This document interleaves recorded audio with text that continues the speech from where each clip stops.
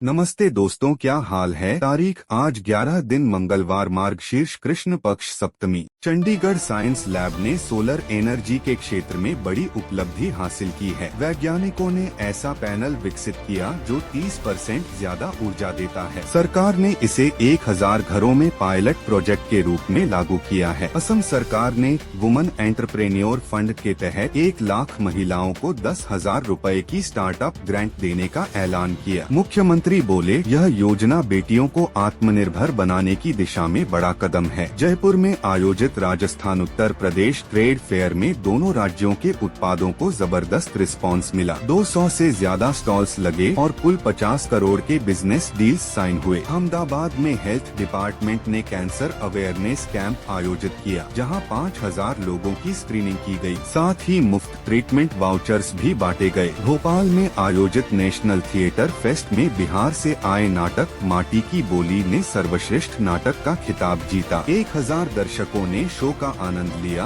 और standing ovation दिया। तमिलनाडु विधानसभा में डीएमके सरकार का एजुकेशन रिफॉर्म बिल सर्वसम्मति से पास हुआ। विपक्षी दलों ने भी इसे समर्थन दिया। यह बिल स्कूल करिकुलम में डिजिटल स्किल्स जोड़ने पर केंद्रित है। कश्मीर में शांति और विकास के संदेश के साथ 30 मार्च आयोजित किया गया। इसमें 5000 लोगों ने हिस्सा लिया। इस पहल से टूरिज्म सेक्टर को भी नई ऊर्जा मिली है। केरल की राजधानी त्रिवेंद्रम में टूरिज्म सेक्टर को बढ़ावा देने के लिए 20,000 नई वैकेंसी निकाली गई हैं। सरकार की ट्रेनिंग प्रोग्राम के तहत युवाओं को मुफ्त कोर्स भी दिया जाएगा। लखनऊ मेट्रो की लाइन 2 का विस्तार कर दिया गया है, जिसके तहत 5 नए स्टेशन शुरू हुए। इससे शहर का ट्रैफिक जाम घटने और यात्रियों को सुविधा बढ़ने की उम्मीद है। मेयर ने कहा, स्मार्ट सिटी का सपना अब हकीकत में बदल रहा है। बिहार की राजधानी पटना में अत्याधुनिक न्यूरो सेंटर का उद्घाटन हुआ। मुख्यमंत्री नीतीश कुमार ने उद्घाटन करते हुए कहा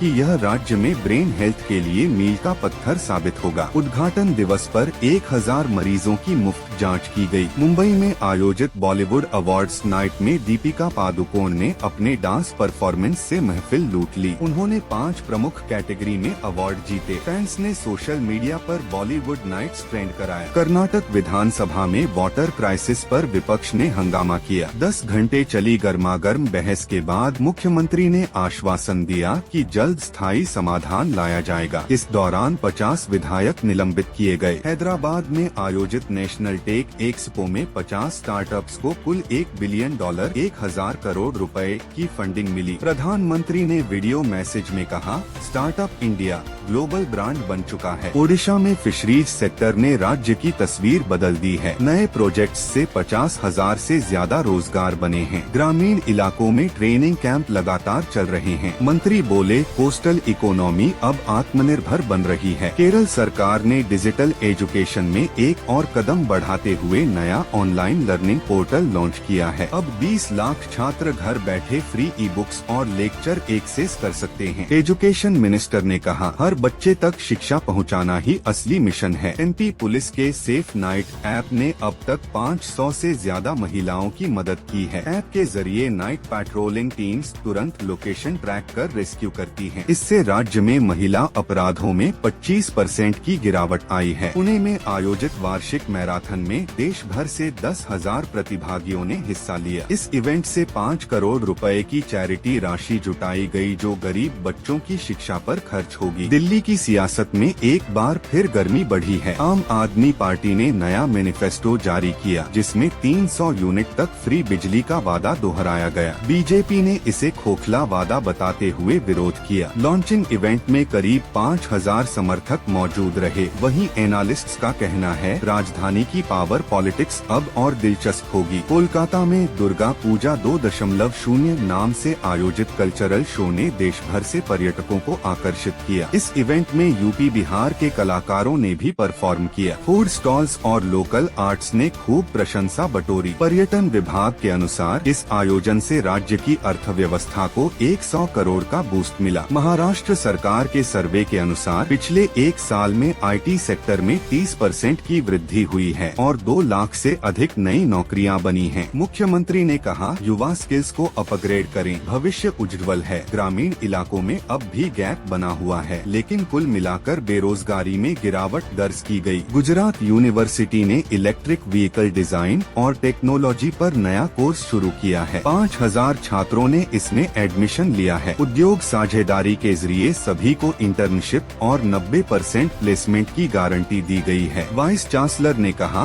ग्रीन एनर्जी में करियर का भविष्य है। राजस्थान पुलिस ने जयपुर में महिला सुरक्षा पर वर्कशॉप आयोजित की, जिसमें 1000 महिलाओं को फ्री सेल्फ डिफेंस सिखाया गया। डीजीपी ने कहा, महिलाओं की सुरक्षा सिर्फ जिम्मेदारी नहीं, प्राथमिकता है। इस प्रोग्राम से अपराध दर में 10% की कमी दर्ज हुई है। तमिलनाडु ओपन टेनिस टूर्नामेंट का फाइनल रोमांचक मुकाबला साबित हुआ। 3 सेट्स तक चले मैच में स्थानीय खिलाड़ी ने जीत हासिल की और $50,000 का इनाम जीता। कोच ने कहा, अब ये खिलाड़ी ग्रैंड स्लैम के लिए तैयार है। IISc बेंगलुरु में आयोजित साइंस फेस्ट में क्वांटम कंप्यूटिंग लैब पहली बार जनता के लिए ओपन की गई। 10,000 से अधिक विजिटर्स ने इसका अनुभव किया। एक्सपर्ट्स ने कहा, फ्यूचर टेक्नोलॉजी अब हमारे सामने है। भारतीय महिला हॉकी टीम के ट्रायल में यूपी और बिहार की 10 खिलाड़ियों का चयन हुआ है। कोच सविता पूनिया ने कहा, हम ओलंपिक में मेडल लेकर लौटेंगे। इसरो ने चंद्रयान 4 लॉन्च किया, जिसने मून सैंपल से कैंसर के इलाज पर नए संकेत दिए हैं। नासा के साथ मिलकर भारत ने एक और ऐतिहासिक उपलब्धि हासिल की है। IIT कानपुर के वैज्ञानिकों ने ब्रेन कंप्यूटर इंटरफेस तकनीक से पैरालाइज्ड मरीजों को चलने में मदद करने वाला डिवाइस बनाया है। 20 मरीजों पर सफल ट्रायल हुआ और अब इसे फ्री पायलट प्रोग्राम में शामिल किया गया है। PM किसान सम्मान निधि की 15वीं किस्त किसानों के खातों में पहुंच गई है। इस बार 2000 रुपए की राशि सीधे DBT के जरिए भेजी गई। सरकार ने अब तक 2.4 लाख करोड़ रुपए वितरित किए हैं। MSME सेक्टर के 5 लाख यूनिट्स को आत्मनिर्भर भारत योजना के तहत 50,000 करोड़ रुपए का लोन दिया गया। पहले साल 0 इंटरेस्ट का फायदा मिलेगा। इससे 10 लाख नई नौकरियां बनने की उम्मीद। उत्तर प्रदेश के आगरा में पुलिस ने सड़क सुरक्षा को लेकर बड़ा अभियान चलाया। सुरक्षित सफर नाम की इस ड्राइव में 10,000 चालान काटे गए, मुख्यतः बिना हेलमेट और ओवर स्पीडिंग के मामलों में। नतीजतन